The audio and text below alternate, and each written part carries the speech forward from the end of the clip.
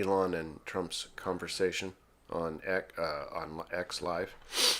I heard a little bit about it, but Like he did Spaces. They've got a part of X has a app. Spaces where you can do. Spaces, yeah. Spaces is like we could do that right now. We could do Spaces.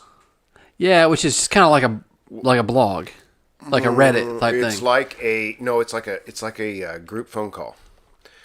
Have you ever done those? No, I've done them before, but yeah. So like people sign on that are on X and they can participate. They can listen and they can also talk unless if the group, the space organizer gives them permission. It's just like one of those group calls. So they did one with Trump. Spaces, communities. Is it which one of these things is it? So are we live? Yeah. Okay, so we're live on Facebook. We're live on X, and we're waiting for YouTube to fire up. So we're just kind of hanging out a little bit here, folks, before we get the show started. Yeah, thanks for being here with us. We figured out there was a little bit of lag with the YouTube. Yeah, about five minutes. I like to try to make myself sound old, so I will call it the YouTube and the Facebook. Facebook. You don't have to try that hard, Jimmy. Okay, thank you. Although you're much younger than me, so much. I've given up trying to be young or trying to act young. There's Spaces. Okay. Yeah. So that was a big deal. We can talk about it. It was. I think by the time all was said and done, with all the interactions of people listening. Oh, I bet it was huge. Over 1 billion people, I think, interacted. No way, a billion people. Not necessarily came online. They had multiple millions that were listening at one point. 30 million, I think, 30 or 40 million, while it was going on. I logged on and listened to it for a little bit. But then afterwards, you can replay it and listen to it. Oh my gosh! Well, I didn't realize this. They have this because look, Trump announces. Announcement press brief, Secret Service failure. He's on it right now. Yeah, you just hit listen and then you just listen to it. It's better for people who are struggling with healthcare situations. See, it's a group call. Oh gosh, that's kind of annoying. So you can walk over each other and I think the moderator can silence people and open them up. It's just like Zoom without the video. So, but probably better. Anyway, a lot of people really liked it. It's kind of like the old days of radio where people gather around and listen to a fireside chat FDR used to do. Yeah. So that was really, people raved about it. They said it was really incredible. Well, I really think that those kind of oldie things are going to come back. And they're going to be kind of like people like listen to records. Yeah, because they like the sound. I mean, it's going to be one of those type of things. I think that's why. I think it's why actual books, will never actually go away fully. Oh yeah, I like Audible though. You like Audible? A lot of people like Kindle or read electronically. So, are we good to go? Go on YouTube and see if it's on there. So. Oh yeah, see if we're up. Hope everybody's having a good evening. We'd be really excited to take your questions or comments, so jump on the live chat, say something intelligent, and we'll try to say something intelligent back. Questions or comments, yep, there we go. Yeah, we're live on YouTube. Go ahead. All right, cool. All right, welcome to the MC Squared Podcast. This is episode 30, and thanks for being here. We're live. Jimmy McCanna, Andrew McNeil. Hello.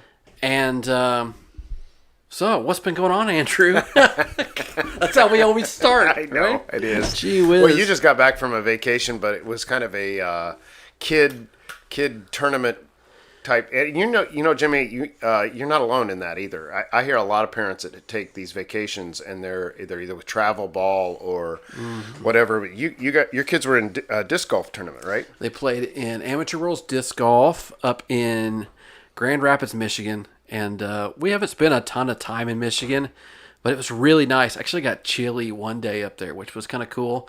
So one thing they always say about Michigan is they're always doing road construction. But one thing I did notice about the road construction, they were done in like one day. Yeah. They could do roads so fast, and I'm like, they will do I-70 for like an entire season. Our lifetime. Yes. Yes. Yeah, and also part of I-70. I'm sure you heard, but it's going to go 3-lane. Well, it needs to. It's going to go. It has to. But no, I didn't hear how this. long is it going to take to be 3-lane? How long is it going to take them to do 3-lane? I think from about Terre that Haute every to time Indy? I drive it. Every time I drive it, I think how They're long. going to have to find an alternate path because I kind of feel like they miserable. should just build a new highway. Without Yes, do you know what I mean? Just build the 3 lanes Just do a next to gravel it road somewhere. next to it. I mean, that's too expensive. That's ridiculous. But No, but it was really cool. I really do like Michigan. It was a really nice, a nice state. I mean, it really would be kind of a cool place to stay. did you see Lake Michigan at all? No, not really. We kind of drove by it, but not really. Last time we did some stuff on near Lake Michigan in it, but it's kind of one of those weird. It's a little bit of the weird state because any state that I feel like has legalized marijuana, you smell it all over the place, and so immediately when you get in, they're selling it. It's glorified beyond belief. It's a weird feeling, isn't it? It's a little bit odd because you're like, what? No, okay, whatever. So, but anyway, people were super nice. But after a while, did you calm down? Yeah, chilled out real well. No, I mean it was fine. But it's a really the Grand Rapids is a really interesting city in the fact that it's really easy to get around. Like they have a 465, which is not as big, but they've got a really interesting way to get on and off of it, where you can stay on it and you don't get it doesn't slow you down. Mm-hmm. And really interesting enough, there wasn't a lot of around the city. There wasn't a lot of rough areas. It was a lot of affluent or just well-maintained places, which I thought was nice. Yeah. But anyway, the kids did pretty well, and they had really nice courses up there for disc golf. And was there a lot of kids up there? Was there no, fun? actually, there were two groups. They're called amateur men and amateur women, and so the women are about 119 of them from all across the world. Okay. They had some from Sweden, and a lot of Canadians came. Couldn't imagine coming all over to play disc golf for 5 days from Europe. And then from the men's side, they were from all different countries. New Zealand, Japan. That's I mean, crazy. you come to Michigan to play disc golf. Man, I would hope that you'd win. Because if you come and play really poor, you traveled a long way to throw a piece of plastic. That's a lot. But the people were so nice.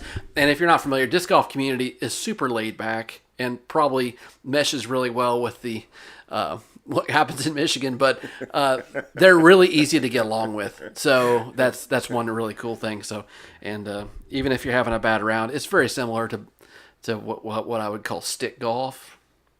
Really? No. Really? No. It's all. It is a life lesson, and you know how golf is. It's a life lesson of I made a bad shot. I need to forget it. That's right. And go to the next. And honestly, there's a lot of life lessons in that too. Yeah. And disc golf is the same way because once it gets in your head, we call them sprinklers. Because you're just throwing it like a sprinkler wherever it's going. You turn it to a sprinkler system. So that's pretty good. Anyway, it was a good time. It was a good break from work. So I heard your son Connor, got an ace this time. he did. He got an ace, and luckily there was a guy videoing, and they got that works. video. So that was kind of neat. And they have television coverage of this too. A lot of times, don't they? Yeah, the top card, they follow it, and then they post it the next day. A lot of people like to watch it back. So it was something kind of neat. Anyway, he got an ace back in 2021 in Kansas when he was playing Junior Worlds, or 2020 in Kansas. And so that wasn't filmed, but, it was kind of cool that he got an ace. I mean, I've never aced in my life. That kid has got probably 30. Your son, I don't know how many he has. That's funny. The first one I saw your son get, Daniel, he sat inside the basket at Deming, and they posted it online, and he got absolutely trolled for it. Get out of the basket! You're not supposed to be in there. He's breaking it down. I didn't even know that. He sat in the basket. Yeah. Well, it's probably my son that said, "Hey, Daniel, why don't you get in the basket?" He's like, "Oh, sure, let's do that." But it was kind of funny. So Daniel can't. I mean, he's starting to try to play again, but he kind of got that tennis elbow. Yeah. And so it kind of took him out this year. which he really hated to miss. I mean, he's getting older. It's not as easy to do 21. when you get a job. Getting older, Get a 21. life. Yeah. But Yeah. so it wasn't. But he's got some kind of a brace, and he's rested it all year. So I think he's going to try to go out. And He did. He start played playing some yesterday. more. Yeah. I don't know, 2 days ago. I don't know if you No, heard he about didn't it or tell not. me how it went. He played really well. Well, good. Back on it. Yeah. It felt all right. You think the elbow? I didn't know elbow? about Okay, well, that, but his score was good. No, so he that's does all that live in my matters. house. That's all that matters at 21 years old. Was your score okay? Right, exactly. Well, I got a little bit of golf I played. I play golf about once a year. Oh, yes. So I had a golf outing on Free Monday. golf? Well, not the company pays for it. It's for charity. It was for a good cause, for Make-A-Wish. So one of my good customers, New Course Steel, puts it on in Crawfordsville at the Crawfordsville Country Club. We go every year, and I try, Jimmy, not to embarrass myself, honestly. So I got kind of serious about it this year. So I went out and I did a little bit of golfing a couple of times. I took Drew one time beforehand, just to, Make sure you can still hit the ball. And I wasn't going in with a lot of confidence, but I thought, hey, I've swung the ball. I've swung the club enough that I feel like, I'm not going to be totally. Well, what I've discovered is that if you don't play all the time, your body does not remember, your muscle memory does not remember that swing. So late in each round, both practice and the one when I was there, I just started falling apart because I couldn't do it. Like, I couldn't do the swing right, if that makes sense. I just got so tired. I'm 50 years old, and but I had a blast. It was really, really, really good weather and really a good time. So You're not 50. I'm 50, and so I'm gonna turned 50. I'm 50. I'll be 51 this year. Oh, I didn't know that. So Jimmy's like, man, I am on I an thought you were OG like network, 48. the OG network. Bridge of Gangster. Just the old O network, not the G. Yes. So I'm gonna have to start golfing more. That's what I've figured out. I just need to do it. If once a month, go golfing. Oh man, that would help a lot. Yeah, and I enjoy it. I really enjoy it. I always do. My chipping is absolutely abhorrent. It's abhorrent. Well, I mean, it's terrible. It takes a lot of touch to do that, It's and a lot of practice. Very bad. But my putting was amazing. I will have to say, putting was pretty good. Anyway, so we got out of there, and I wouldn't say dead last, but close to last out of all the teams. Well, is that one of those where you can like buy mulligans and whatnot? Yeah, and we I mean, did. I never trust that. It's always the construction guys that win those all the time, and you're like, Yeah, yeah. I think 11 or 12 under. 11 under might have been the winner. We were lucky if we got one under. that's Might usually have where been my even. team is. Yeah, and it was, but like I said, we had a really good time. They serve you lunch and then ice cream halfway through, and then free drinks, non-alcoholic for me, Of course, but there was some alcoholic drinks. that actually helps your play because everybody else. Yeah, and doesn't I don't play know. quite they as seem well. to play better when they. No, they people always say that, and it's never true. It's never true. There was a putting contest, and you were allowed to practice as many times as you wanted, which I thought was kind of funny. My first practice shot putt got about this close to the hole. Really? So, oh, this is great. So then when I took my two shots, it was nowhere close. terrible, So yeah. anyway, that was my week. Well, it's just full of sports. Yep. I'll tell you that. All right, so we had Donald Trump doing a Spaces with Elon Musk conversation, and did you hear any of it? Did you listen to any of it? I heard a little bit. I just think I heard some sound bites from it. I'm trying to think of what part it was. I don't know. They talked about Kamala and stuff. They talked about everything, Yeah. a lot of issues, anything basic. Everything was on the table, and what I liked was it was just an easygoing. There was a conversation. They were both kind of talking over each other sometimes, which I think was good. It's just it was natural. Elon was pushing back on nuclear energy, and I think how safe it was, and so they had some back and forth on that. It was a friendly disagreements, and I just thought it was really good for our politics and good for the country that you hear from your presidential candidate. Yeah. The Democrat Party seems to hide their candidates away. I don't know if you've noticed that, but when Joe Biden was running, they kept him in the basement, shielded him from everybody. And that was because he had the dementia and the mental decline that we all know he had and we see. And they're kind of doing the same with Kamala right now. She hasn't had a press conference. She hasn't had a any kind of serious presentation to the media on what her stands are or what policies are going to be. Although she did adopt Trump's no tax on tips. Did you see that? Yes, she adopted it. Oh, it's her stand now. It's so hilarious. So this Friday she's going to come out with a big statement policy on the economy or economic policy. Gosh. And she is going to the rumor is, or the kind of the pre-release is, that she's going to advocate for price controls to bring the price of groceries and all these things down. Price controls. Price controls. So the government's going to control the prices, which we know for a fact absolutely tanks the economy. Yeah, it is a devastating thing. But a lot of people will hear that and they'll be like, "Heck yeah. Control the price." Oh, I think, Andrew, a lot of people don't understand. Don't understand economics. They don't understand it, and they don't understand the fact that when you give everybody a check, that money's not going to be worth as much. Or when you're printing money continuously, that money's not worth as much. People don't think about. I mean, it's all about looking like down the road instead of like 2 inches in front of your face. And I think that if you just listen to that at face value, you probably think, "Heck yeah, we're getting gouged. So we need to have a price control." I'm serious. I really think a lot of people feel that way. I think you're right. I think probably like 70, 80% of people feel that way. I'm dead serious. Well, okay, so then it would behoove us to take a look at history. I think the last time, certainly the last time a Republican ever advocated and implemented price controls was Richard Nixon, which he did in the 70s. It absolutely was a devastating thing that they had to reverse. We learned our lesson then. You have these things that are economic theory, and then you have where it's actually played out in real life, and it's we see the consequences. We see whether it works or whether it doesn't work, and that is one of those price controls. Was what the Hugo Chavez in Venezuela implemented that destroyed his country, absolutely devastated his country.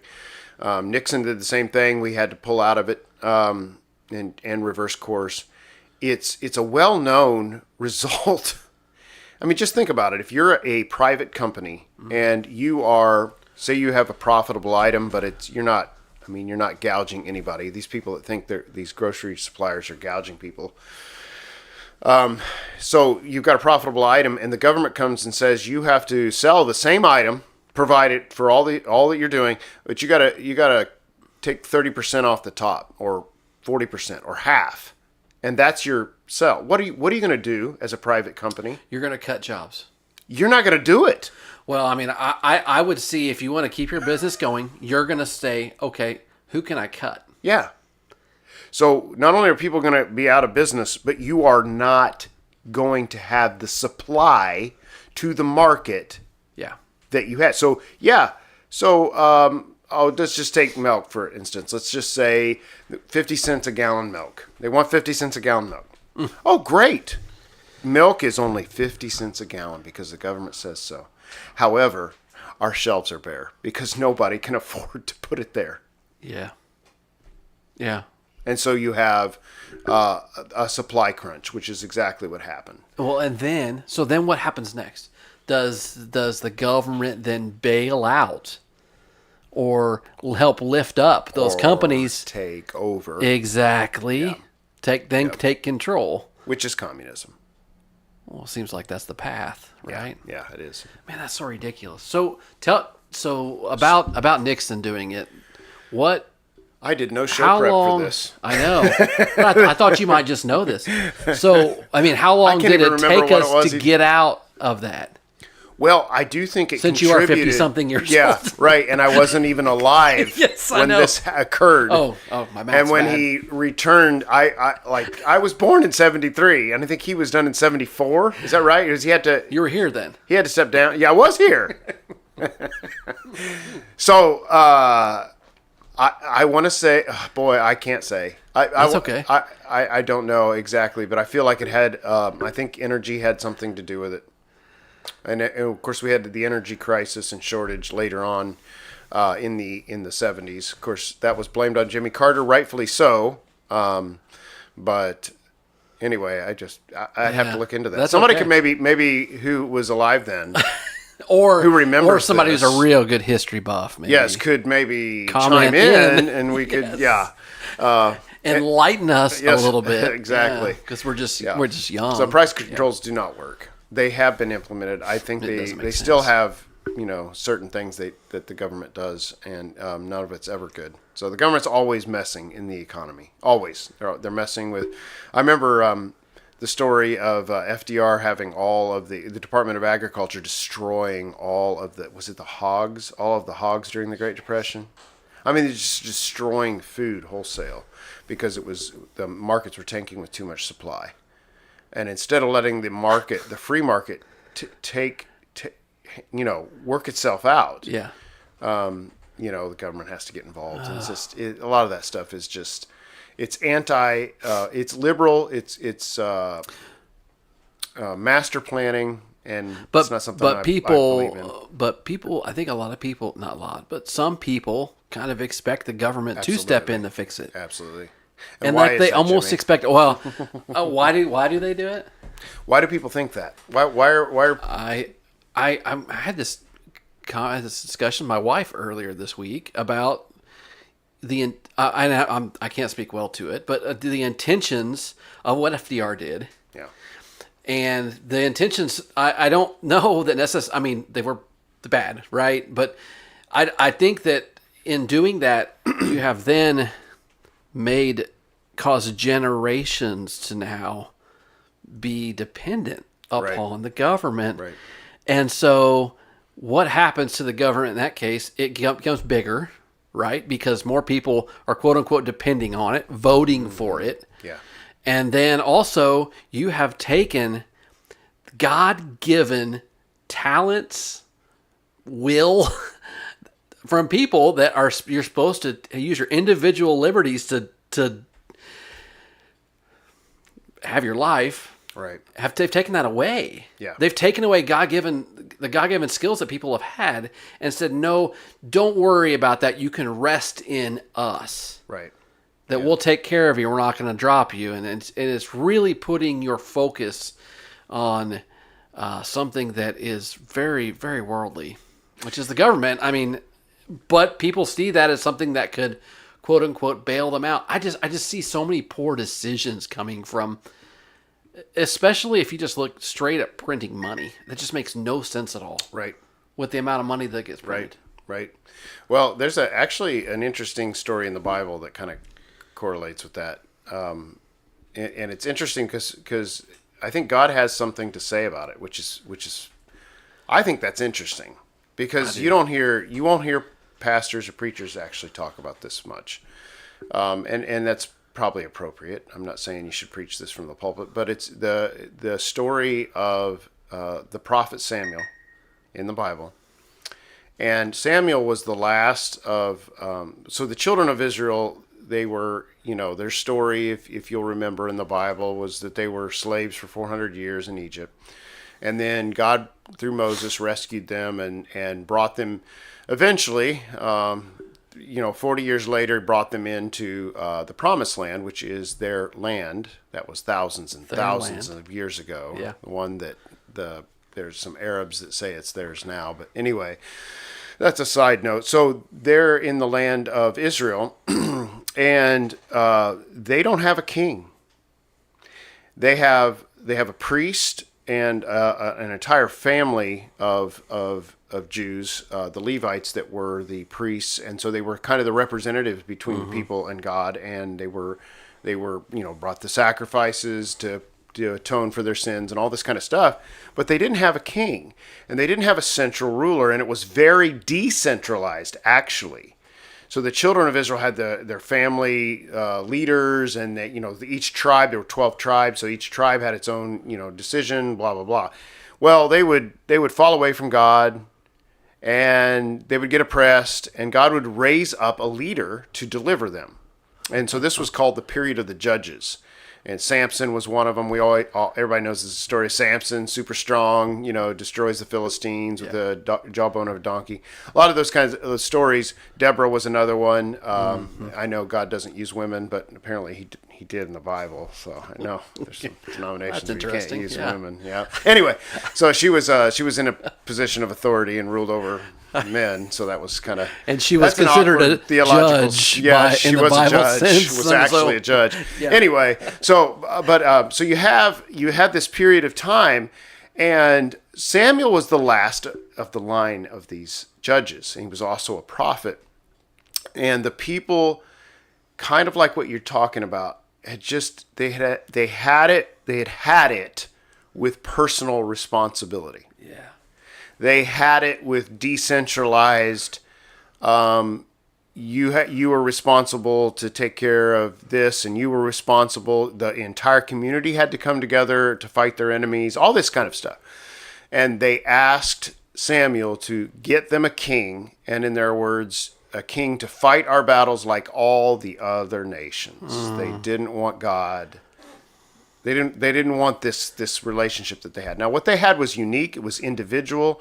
It was special, and it was really interesting because God was pleased with it. Okay, it was decentralized. It was the people, and so we go from that to a single person, the king. Yeah, and the king. The Lord told them He's going to rule over you. He's going to take the best of your people. He's going to tax you. He's going to take the best of your lands. People are like, yeah, that's fine. That's great, because we don't want to have to think about responsibility anymore. And so there's kind of a correlation there. And actually, they entered into a little bit of judgment. God judged them, was not happy with them. Samuel was super grieved about it. And God said, "Listen, they're not rejecting you, Samuel. They're rejecting me. And but do as they say." And of course, then there's a long line of kings and monarchy from then on. So Samuel to Saul. Samuel anointed Saul, who was a disaster. Yeah, but it's really interesting because Saul was a disaster. Yes, but he didn't start out that way. No, he didn't. But then God said, "All right, I can meet you where you are." Yeah. And then He brought David. Yeah. And David was a train wreck in a lot of aspects. But a really great example of the God's forgiveness. Yes. And if you hear about the everybody knows about David and Goliath. But look at the rest of the guy's life, man. David and Bathsheba. Oh, having somebody killed. And just running from it and just making a lie and then just like weaving the web around. But then like fully saying, I messed up, giving it back to God. And God says, okay, I'm here for you. Yeah. Now, I don't know. So the difference, what's the difference? Because I'm fascinated by the difference between Saul and David, because Saul was rejected by seemingly minor infractions, right? Yes. Saul was rejected by God because he didn't fully do what God said when he went to go destroy the Amalekites. Right. And he didn't wait on Samuel like he was supposed to. Yeah. Those are the two things. Was there another one with Saul? I don't believe so. No, I don't know. I think that was it. So, but the issue was, and God just spelled it out, the issue was the heart. David, he constantly said David was a man after my own heart. Yeah. So David passionately loved the Lord, and even though he messed up, even though he sinned, he didn't just mess up, he sinned, he intentionally sinned, did something very wicked. He was grief struck by the conviction when he was confronted, when he's finally seen his sin, and he was blind to it. I mean, honestly, he did it, and he was just la-di-da-di-da. I mean, he wasn't sorry until it came. Kept doing it. Yeah. And then he was completely broken before the Lord, and he suffered terrible consequences. His entire, I mean, the entire second half of his kingdom, which is him running for his life, his sons, turning against him, and all these kinds of crazy things, were a direct result of that sin. It was the trouble that was coming. So. And in the end, the true redemption is the fact that in his lineage was Jesus Christ. Yeah. Wow. How do you make... Well, you look at the lineage of perfection Jesus. Out of... I mean, you read the names. Yeah. Right? Rahab, the harlot that they had... That had hidden the spies when they went over to Jericho. She was in the lineage. And then Ruth, who's a Moabitess, she's not even a Jew. She was in the lineage. And then you have David, King David. Obviously, King David had terrible disasters. And then, you read through the Kings and all of those, and it's pretty amazing. Yeah, it is. The it line really of is. Redemption. So. And maybe to use a kind of a buzzword that goes on these days, but the diversity inside of the lineage of Jesus. I don't know if I've subscribed to that. No, the diversity in it. I mean, really, think about it. And don't get all like in the world with the diversity aspect. I'm just saying but we serve a God who loves that. Right. Well, he created it. Yeah. Right? He created it. So, I don't know. Yeah. Yep. So I think that's always been a kind of a thought process to me, a lesson that the whole thing with Samuel was God delights to individually deal with each one of us. We kind of gravitate towards, you know what, I will give you liberty, and this is the fight, really.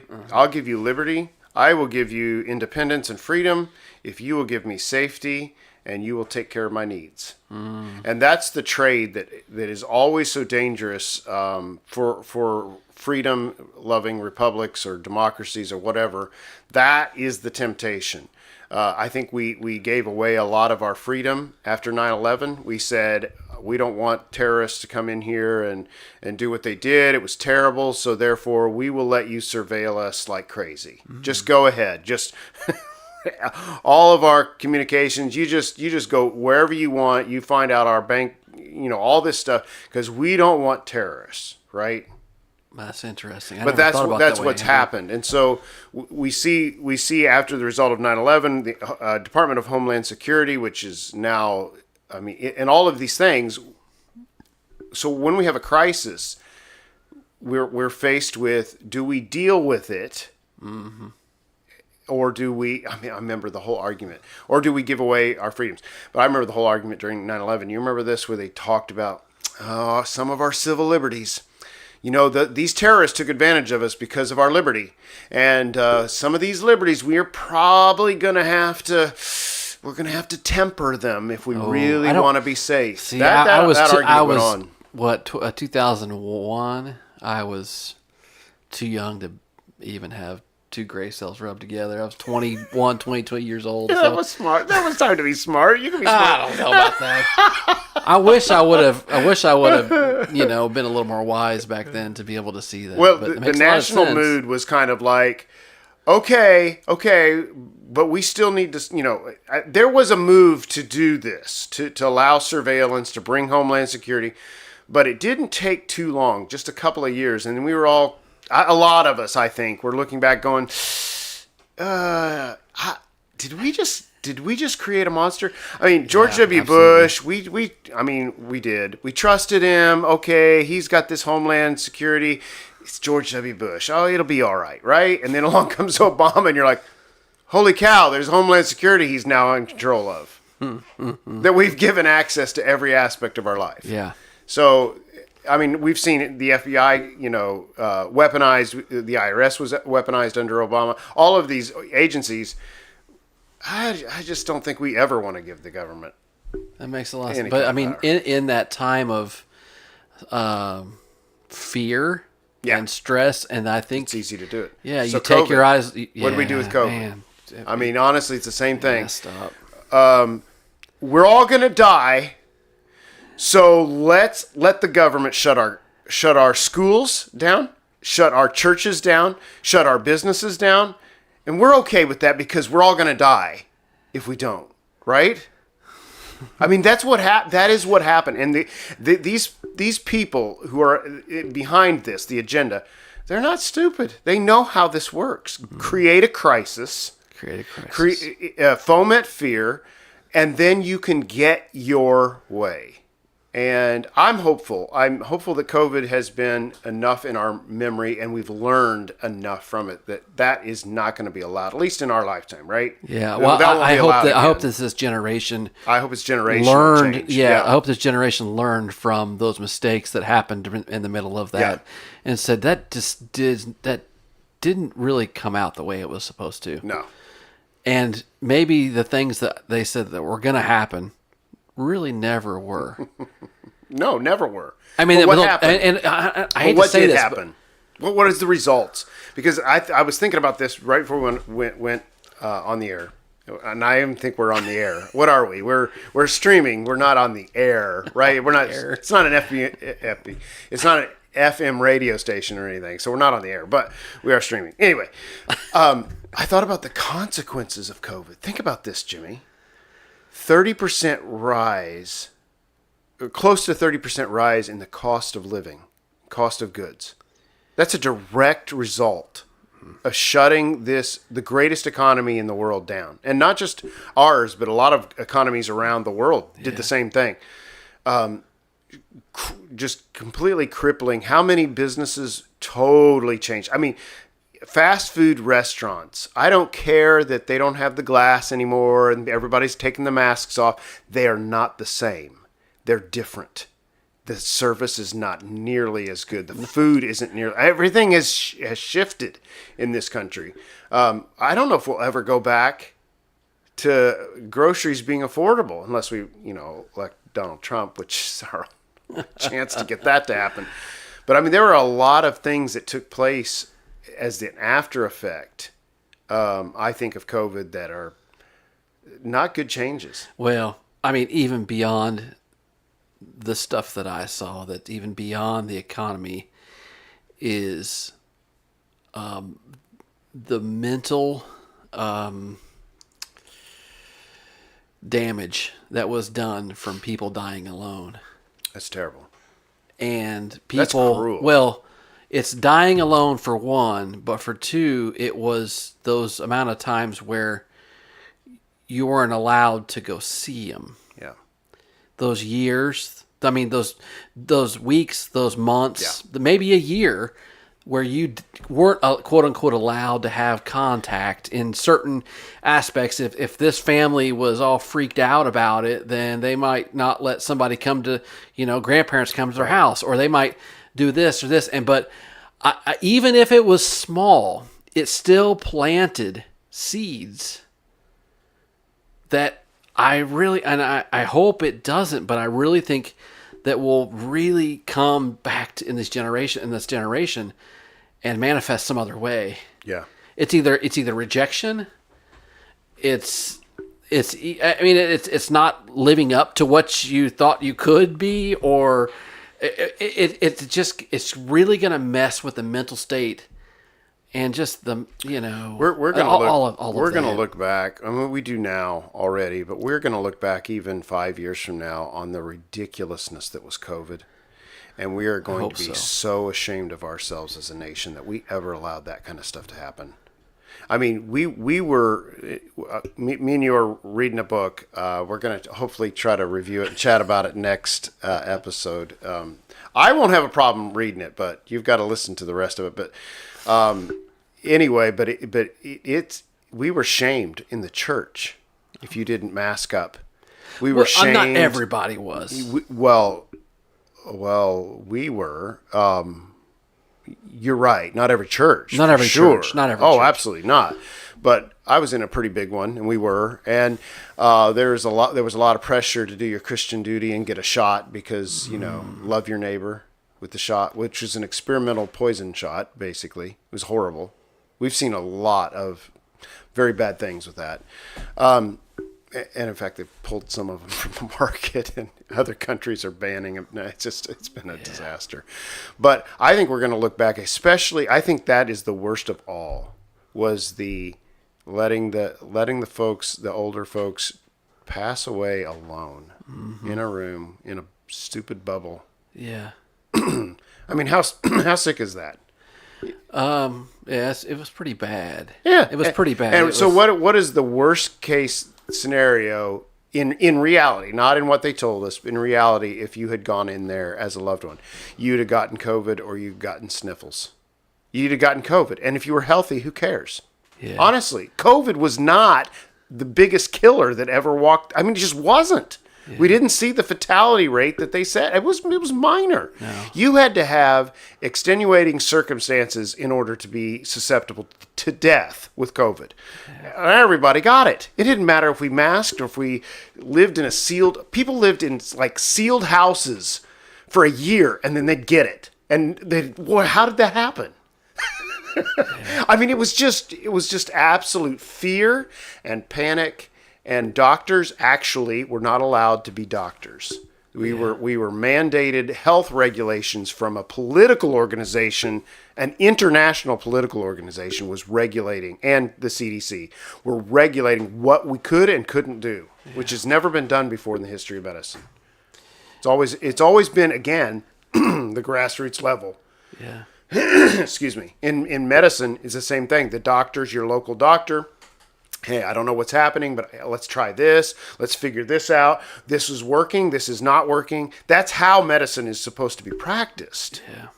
And instead, we had these guys that go, hey, we've got these drug companies that really want to roll this shot out, and we have a president that we want to overthrow. So we've got to have a major disruption so that we can change the rules of this election, stuff the ballot boxes, and make some. And plus, if it takes America down, I mean, people don't realize this, but the left-wing Marxists that are in this country. Do we just click for a minute?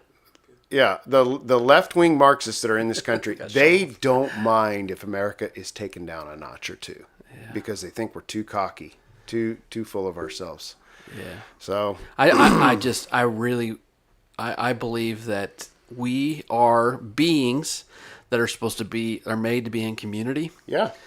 And we purposely isolated people in a time when they're supposed to be healing, and we instilled fear. And that was probably more deadly than the virus was to most people. Fear like that should never be preached from a pulpit.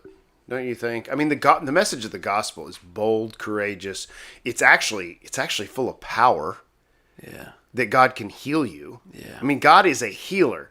I know in a lot of American churches we're ashamed of that. I mean, we really are. We like to embrace our infirmities and sicknesses in the church. We do, because it's our badge of suffering and we're being glorified, by our suffering, blah, blah, blah. But the message of the gospel is healing is a part of it. It is. I mean, it really is. Jesus came to heal you physically. Yeah. And people, I mean, that message just didn't, and what a great time. Wouldn't that have been amazing? If the church would go, well, I don't know about that. I don't know about a doctor. I don't know about shots. I don't know about masking. But if you come here and we pray for you, you're going to be healed. Yeah. And we're going to believe that you'll be healed. We're going to lay hands on you, and you're going to be healed. Oh, it was a great test of faith, right? I mean, because I mean, that's what we're called and commanded to do. Yes. I mean, Jesus said, I'm leaving. Now you lay hands on the sick and they will recover. These signs will follow you. Yeah.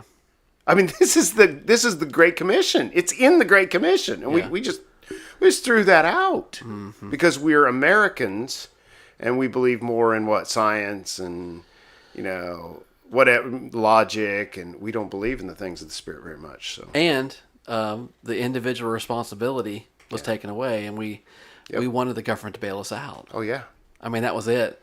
What can you do to help us? Yeah, I still can't believe that happened. I mean, it's like. It's never happened in the history of our nation. No, and it won't ever happen again. I don't really? think. No, I don't think. I mean, I think that this generation will have to pass away. I think before anybody will do it. They'll try. I do. No, I think they'll try. I think they'll try, but I don't.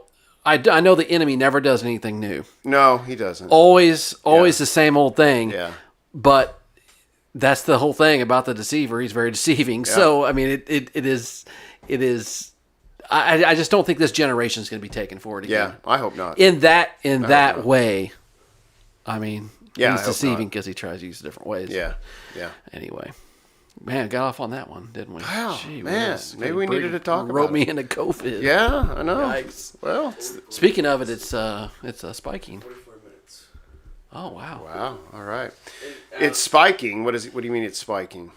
I saw something on my Google that said that COVID is spiking. Yeah. Oh Or yeah. monkeypox. I heard that. Well, That's the something. rage. It's something. I mean, that's why Andrew. I don't think anybody's going to take the bait anymore. Oh, I think we're over it. I really do. I think everybody's over it. Yeah. I really do. They had one shot. I'd be interested to know. Who? Never. I'm not going to go. But anyway, I just All right. So, did we have any questions? Anybody? Yeah, Allison, well, not a question, but Allison said, sticking with the blue theme, I see. I wondered about that. I was Dang going to it. say something, Allison. I'm looking over at Jimmy. Not here right now, though. Jeez. All right. Well, She was Allison, here, but, yeah, we saw your question, It your is the blue comment. theme. And the black last glasses. week or last episode, we looked like twins, and that was embarrassing. So, But finding out you're over 50 years old, we're really far from twins. it's true. Although we were the same. But Jimmy, color it's not clothes. hard if you show up. I will say that. Okay, so it's not hard to show up looking like me if you wear a blue shirt because I wear a lot of blue. You do. I do. Your wife says you look good in it. I don't know if she said that. Oh, okay. Did she tell you that? Because she didn't tell me. No, she didn't. Pretty So- sure that's not true. Anyway, so there's that. So, did you have anybody else? It looks like you. Nope. All the other. Sticking Okay. with the blue theme. Yeah. Okay, we can do All that. right. Yeah. So next time maybe we'll coordinate, and you'll wear something different, and I'll wear another blue shirt. We should just continue to wear blue. Okay. I don't want to get all Mike Brawny though with the whole blue shirt Mike thing. Brawny, what is he? Remember Mike Braun when he wore the blue shirt? The whole everything he went to, he had a blue shirt You know, what people don't realize. remember that? Is no, but maybe vaguely. on. He Collared- like they started playing it up. Oh, Like, did it they was really? Yeah, he wore this blue button-down Nope, didn't shirt remember all that. the time, and it was always like, "There's Mike Braun. He's got that blue shirt." Oh, on. that's funny. You don't remember that What, when he ran? what people don't realize is when you're running a 2018. campaign, you kind of have a uniform. You don't say you do. It doesn't look like a uniform. Yeah. But you do because you've got to have your campaigning clothes on. So you've got. I mean, it's just the truth. Campaigning It's clothes. the truth. Yeah. So you've got several pairs of something that you're going to be wearing all the time. You don't show up in Bermuda shorts and Hawaiian shirt. I mean, it's just never going to happen unless you Maybe did every should. time. Maybe, yeah. And then, If you then did every it's your time. persona. That's or Fetterman's hoodie. no, that's Bruce Borders. Yes. Well, there you go. He plays But it see, up well. you He knew shows up in immediately. the yes. Yeah. When you because say that's- kind of yeah. fancy shirt, that's what Absolutely. he shows up in. So whatever you do when you're campaigning, you want to have a look that defines you, even if it's nerdy or dorky. It doesn't matter. Before you even get a platform, Who cares about platform? If you're Kamala, you don't need a platform. just get a look first That's right. and roll with it. Absolutely. Okay, I want to know when the guy's going to come out with the no shirt under the overalls look. You think anybody will do that? I mean, there's got to be somebody with a platform. Maybe a white shirt under it, but overalls. Yeah. Wears overalls to everything. Yeah. I think you could win doing that without a platform. I think you could win. I don't know. That's, if anybody's interested Oh my gosh. in using me as a consultant for your campaign, it's jimmy.mccanna@gmail. Yeah. Or the MC Squared Podcast at gmail.com. If you're interested in getting to us and you want us to help with your campaign, overalls, no shirt under it, Americana, baby. Americana. I went to the state fair on Tuesday. Oh, did you I really? love the state fair. It's super nice. I love that if you go there, they have this tractor thing that you ride around on for free. And you just ride around and just look at Hoosiers. Man, it is the coolest thing in the world. I love Indiana people. I really do. Yeah. It's because they're just, for one, they're just super nice. And they're just in all shapes and sizes. And it is absolutely amazing. I mean, it smells like It smells like corn because they have that corn they're cooking right on the grill. Yeah. It smells like cotton candy. It smells like marijuana. It smells like body funk, all in one space there at the. No, it really. I really love. I heard it was packed. Absolutely. Oh my gosh, packed. So you got to go on Tuesday. Why? Every eatery you go to has a $2 item. Yeah. My goodness, I think we've never been on Tuesday. All of them to do that. Yeah. Yeah. Just think about this. You go in there with $10. You can go to 5 different places. Get one thing from each one. You could try all kinds of stuff. Yeah. Next year I'll be going on Tuesday again, and the rides were super cheap on Tuesday too. Did you ride some rides? Yeah, I rode the rides with the kids. Fair rides. Yeah, I rode the rides with the kids. Yeah, it's we eat a bunch of nasty food and then go ride the rides, and I actually made myself really sick on one of them, and I had to be done. That's why I don't ride the fair rides. Yeah. Well, this is what stupid me. So I go in, and it says 15 tickets for one ride. I'm like, 15 tickets? Oh my gosh! So I bought some tickets, and for the first ride, I had like 36 tickets. The first ride said 15 tickets, and 2 kids rode. And I thought, shoot, I got 6 tickets left. So I went and bought more tickets. Find out it was only using 4 tickets. So at the end, I had 44 tickets left and they do it on a little credit card now.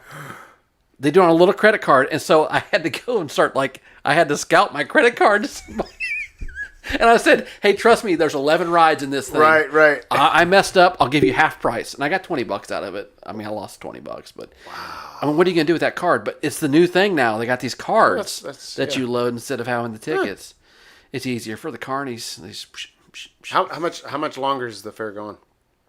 It's done Sunday. It's done Sunday? Yeah. Oh. It goes for 2 weeks. 2 weeks, right? yeah. And it'll end on Sunday. I haven't been to the state fair in a while. I love the state fair. It's a lot of fun. The food is amazing. I love the crazy food. I love the corn. I mean, and the people are just awesome. Tons of people there. Yeah. But anyway. Well, we probably should wrap up. Folks, thank you for watching and also listening. This will be obviously uploaded to the podcasting service that you subscribe to, whether it's Spotify or Apple or whatever. Google. So, yep, Google. So, and they've been kind of rapid fire. We uploaded 2 episodes this week. That, even though they were live on Facebook and all that, we didn't get the audio sorted out and put on there. So we're going to probably, Drew, do a better job on this one and get this up a little sooner. But folks, we really appreciate all of the participation. We get lots of nice comments. We know that a lot of you watch, and we were hoping for some questions, but maybe you could email those to the mcsquaredpodcast@gmail.com. Yeah, and just say you would like us to answer it on air. We could do that too. We could totally do that. Yeah.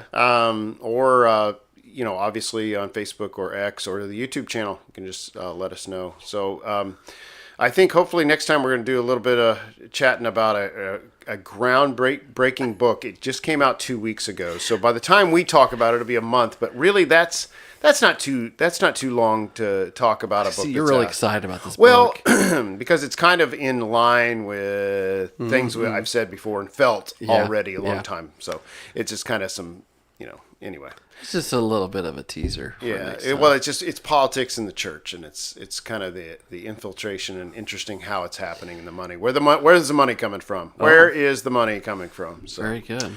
Anyway, folks, we hope you have a wonderful evening. Thank you for listening to us, and we will see you guys next time.